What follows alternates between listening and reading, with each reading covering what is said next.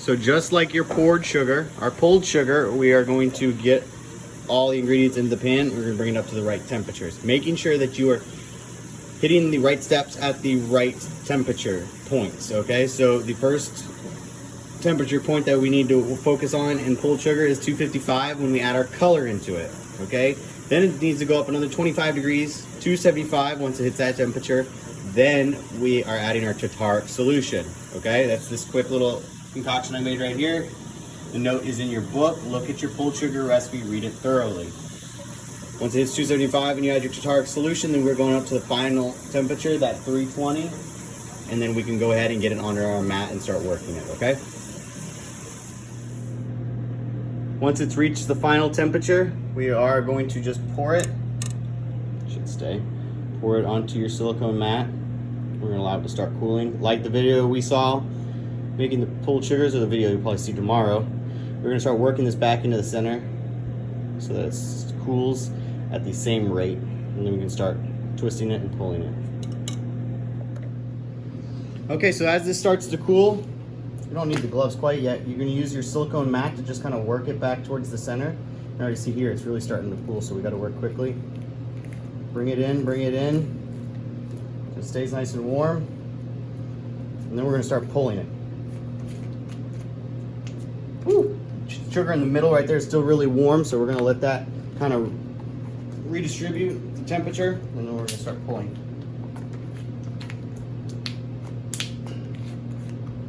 So, like similar to the taffy pulling, we're gonna do some similar pulls here. We're gonna start just taking this sugar, stretching it, pulling it, twisting it, and then you're gonna start to see the consistency and the appearance change. It's gonna start to get shiny, it's gonna stiffen up as the sugar cools. You're gonna start to see this opaque, shiny purple rather than this dark, clear purple. The color is gonna lighten up a little bit, which is what you want.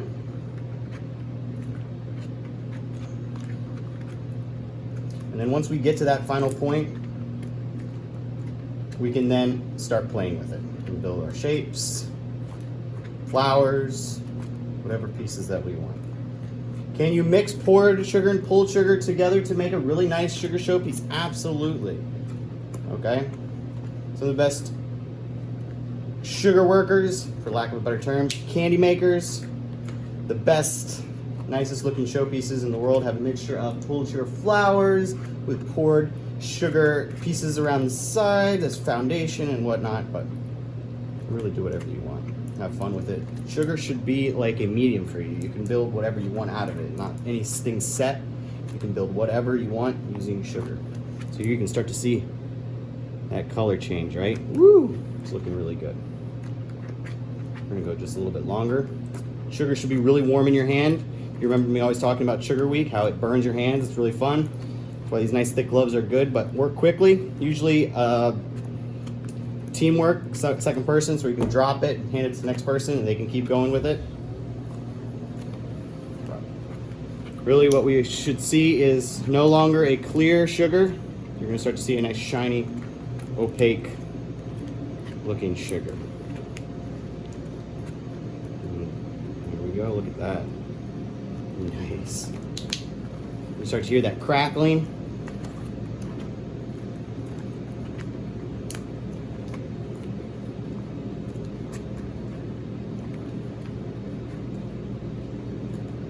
Realize this was 320 degrees when it hit this mat, okay? So you're trying to work with something that is extremely hot. Just do your best, work quickly.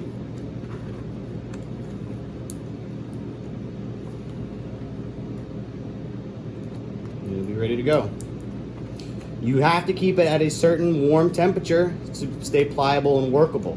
So, I have, at the end of this table, a piece of equipment that's actually meant for this, but essentially it is just, I don't know if you can see it, a box with a warming lamp at a certain height away from the mat so that it will keep the sugar, hopefully the perfect temperature, so that it's still workable. If it does cool down fully, this will be solid, hard candy, and you will not be able to work it at all, okay? So now that we've got that nice shiny look, we can go ahead and play with it.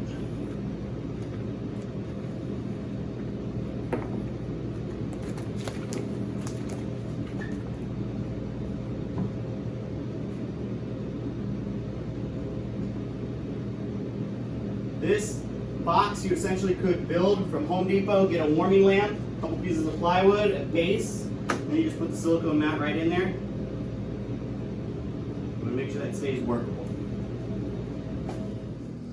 Okay, so now we have our pulled sugar ready to go in our warming box. We need to make sure that it is that nice warm temperature so that it stays pliable. Can't get too cold, can't be too hot. Once we have the workable sugar, we can start to pull pieces from it and essentially mold it.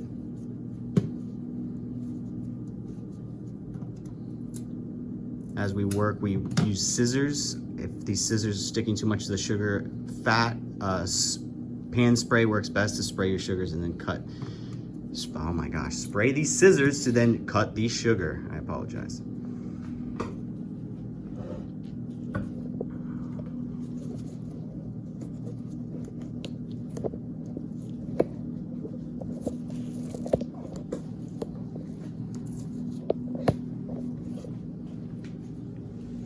You can start to see small rosebud coming together.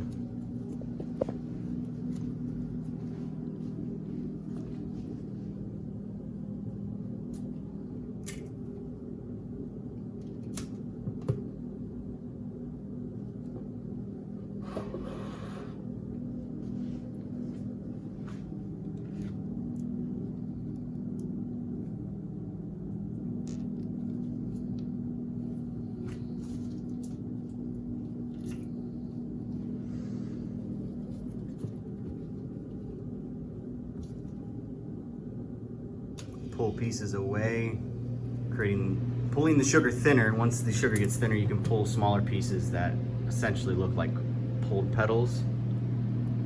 There's a few different types of flowers you can make with pulled sugar, but this is essentially a really nice, elegant, quick flower. This isn't called an orange blossom, or it's just a flower, right? Yeah, it's a little garden rose. Garden How about a rose, garden yeah. rose, you want to...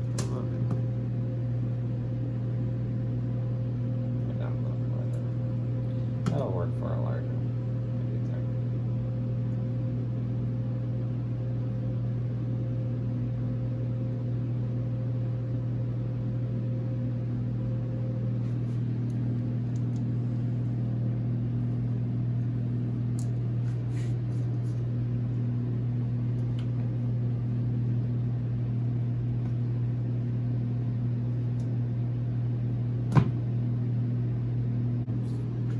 Let's see if we can start something here for you guys.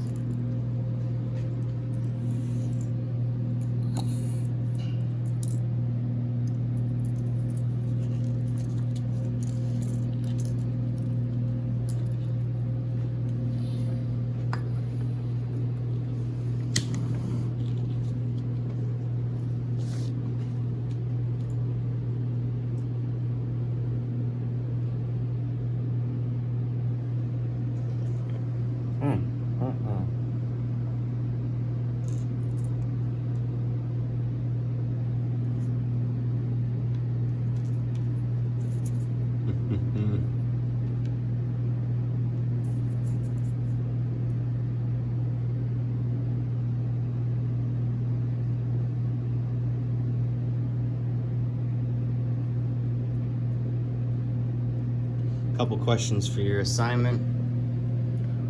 At what temperature do we add the food coloring in for our pulled sugar? And at what temperature do we add our tartaric solution in our pulled sugar?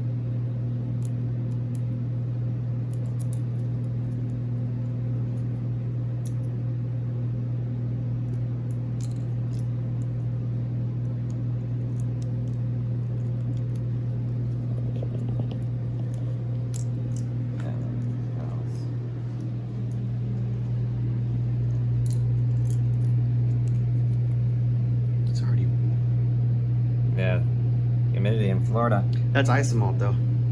Yeah? Yeah. Really? And I've noticed the boxes, Wow. they tend to deteriorate the longer they sit on the shelves. Yeah. So there's one box that I've had in there that I've used and the showpiece lasted for a couple months. And then I noticed that one box that it will start to weep after a day, like normal sugar. Yeah. So annoying.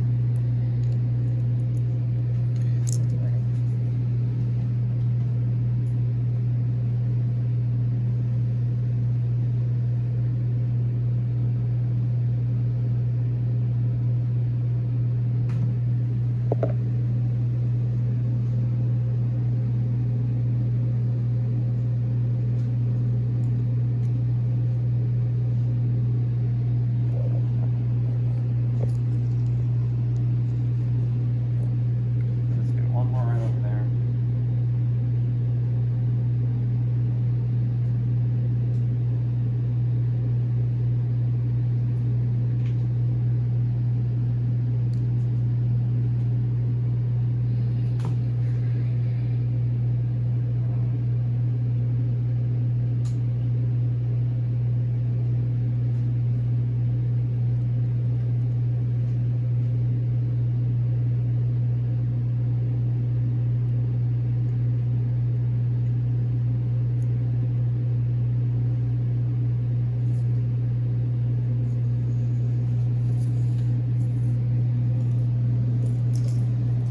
Here we have a beautiful pulled sugar flour.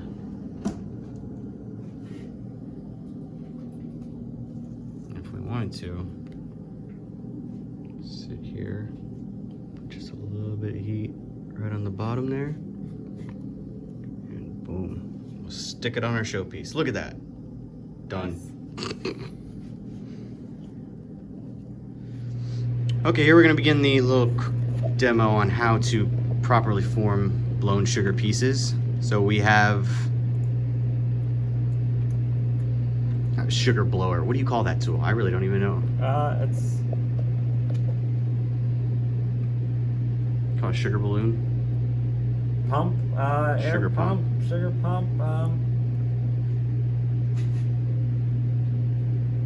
Either way, it's a very simple air pump with a yeah. air ball at one end. We have a metal tube, which is extremely important on the other end. So if you saw at the beginning there, he was heating the metal tube to make sure that it was hot enough that the sugar will warm up and stick to the metal tube and then solidify enough so that it creates a seal. So that when he does start incorporating air, ooh, I just broke my Hey, did you showpiece. break it? Fantastic. Creates enough of a seal that when he incorporates air into it, the air stays inside the ball of sugar. So now that you can see, he is starting to slowly blow air into the ball, and it is slowly starting to expand. Now this is not a rubber balloon. You are not pumping this full of air like you do at a kid's birthday party. Small amounts of air.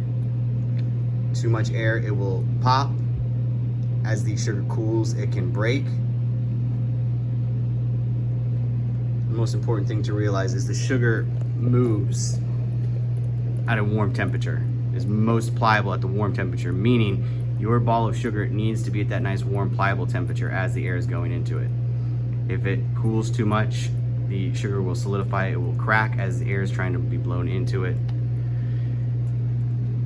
The ball is usually not sitting all at the same temperature. Certain sides of sugar are a little bit warmer than other sides. The warmer sides of this ball of sugar are going to be the sides that expand first. Whatever is pliable is going to move. So, for example, you're trying to control your ball of sugar. You want one side to expand more than the other, like he's doing right here. He's going to warm one side of the ball, and you can see that one side is going to expand more so than the other side.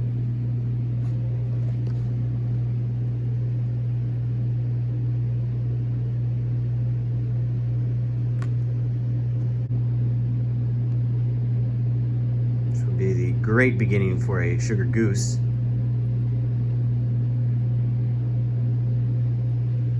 Looks just like the neck and the head. It's great.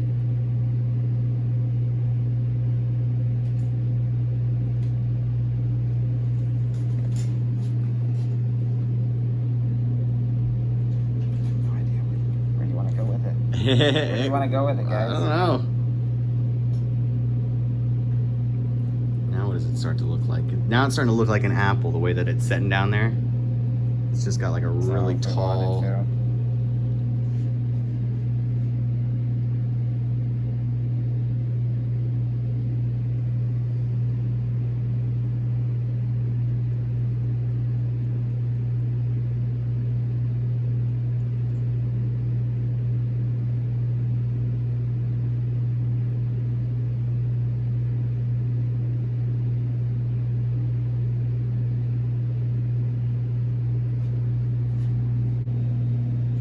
Let's see if I can pinch it. You can hold that carefully. I'm gonna put this under, so you go further back. Go into the corner. There we go.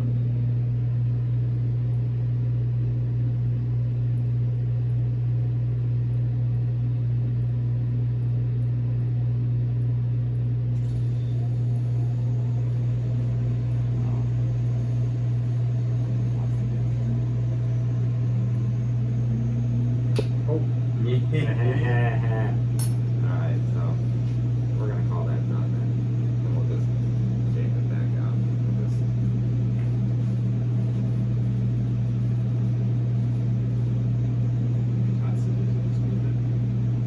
yeah, we might be able to do that.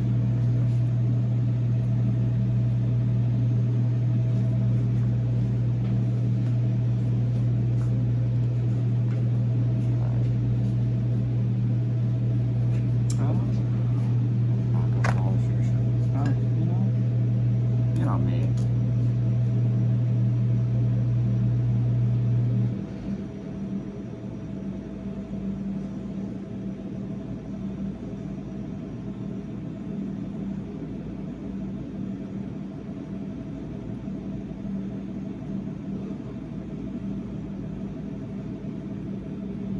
Heat is usually how we begin these pieces, so heat's usually how we end these pieces, as a funny way of putting it. But to have a nice clean end to a blown sugar piece, a little bit of heat to solidify and bring the ends back together so that it does seal up that hole. No more air can get in there. The air stays inside the piece.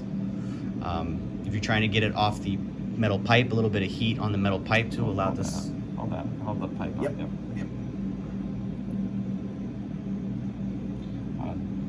See if we can just.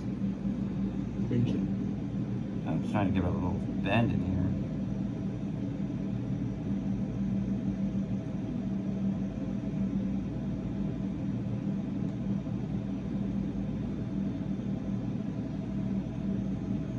Let's go ahead and cut this off.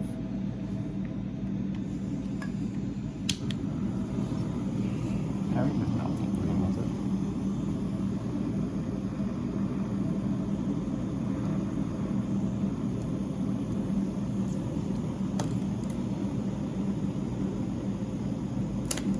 Oh, shoot.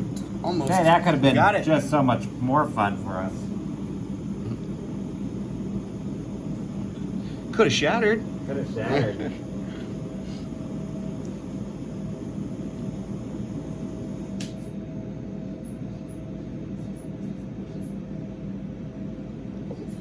The blown sugar is art form though, so we can't just clip it, right?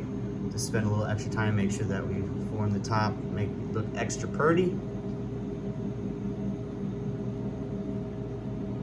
Typically you're doing other pieces of food, simulating pieces of food with the blown sugar, right? Like a lemon, an apple, a pear, a lot of fruit, different things like that. So making sure that that top looks realistic is important. What would you say that's a pomegranate? Not quite. Right? Coming off the vine. Well, you can build whatever shape you want. We've done with the narwhal, the whales, right. the seal. I think someone did a butterfly last time.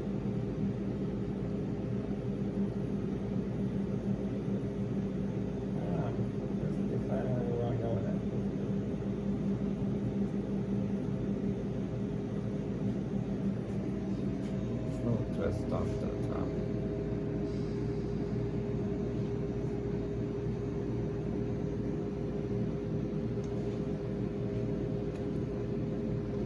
maybe you're building fondant flowers and you want a sugar vase to put them in.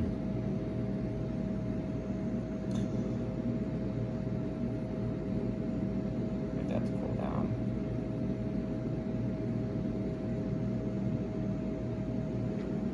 Who knows?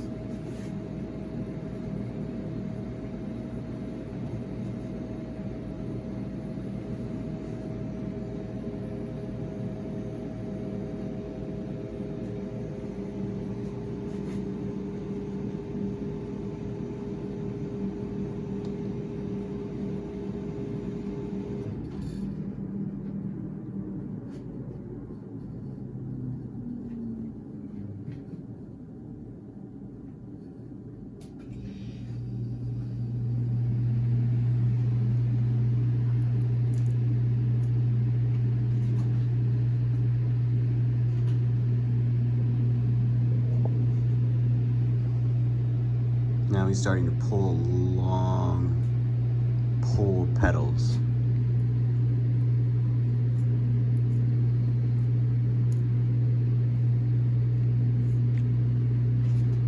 Random shapes for these. The longer the better.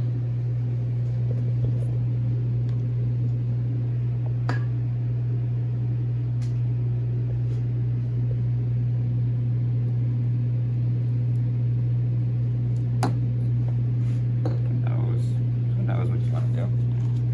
Never knows.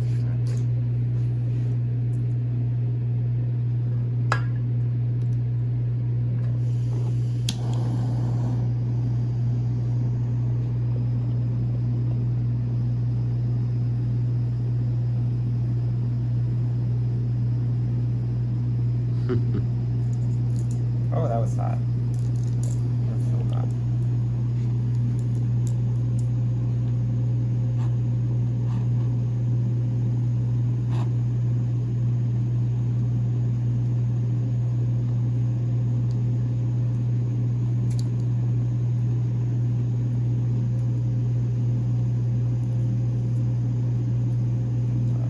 Ice. Yeah, I got sugar. It's falling.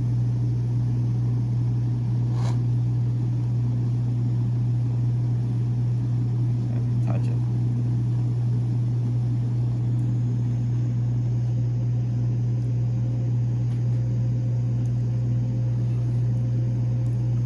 It's my face on my mustache. No, you can just mess around. Just have fun playing with sugar, guys. Sugar. That's not what I love about it. Besides that it's hot.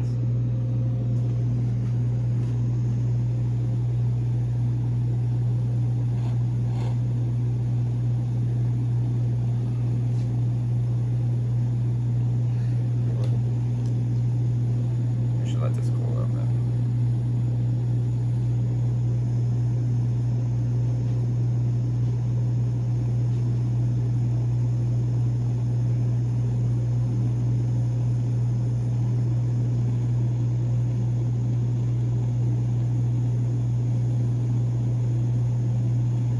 Touch it some.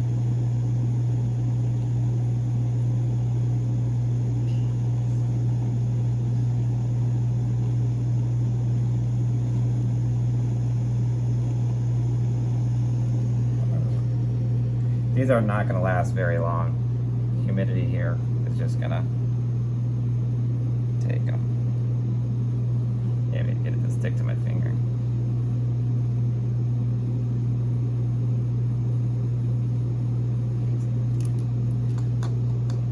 Mm-hmm. Did that here? I'll let it disappear. You're good. Yeah, yeah. Try to break it back off there.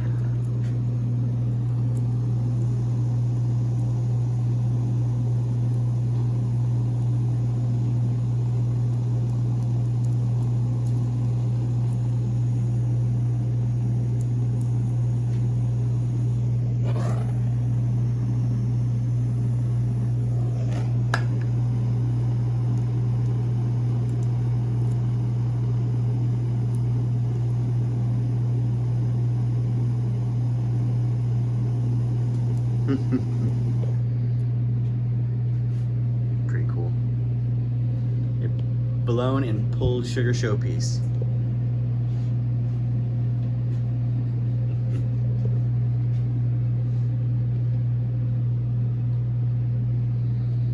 Chef Matt did use sugar. Here we used isomalt. The isomalt is supposed to have a longer shelf life. It's not supposed to absorb as much moisture. Realizing though, its shelf life is not 100%. This is an older isomalt. The stuff that you guys brand new, it should last up a little bit longer. Powdered limestone is going to be your next best bet. Yeah. So usually on something, if you have a dessert that's going to get these garnishes, you're going to make them, put them in a container that's got your limestone down to keep them, and then it does work. It keeps them very fresh still, and then you take it out and put it on. But in here with this, it's going to start to fog up, kind of glass over and sweat. The isomalt eventually will stay hard, but it's just going to get so white that the transparency is just going to be gone, like you can see on, I guess, the one behind you there. Yeah, I was about to say, this is isomalt. This has been standing now for almost 6 months. And at first it did get a little tacky, it started to sweat, but then it does solidify. Now, would you want to eat this? Not necessarily. Thank you guys. I hope you learned something. And good luck on your sugar show pieces.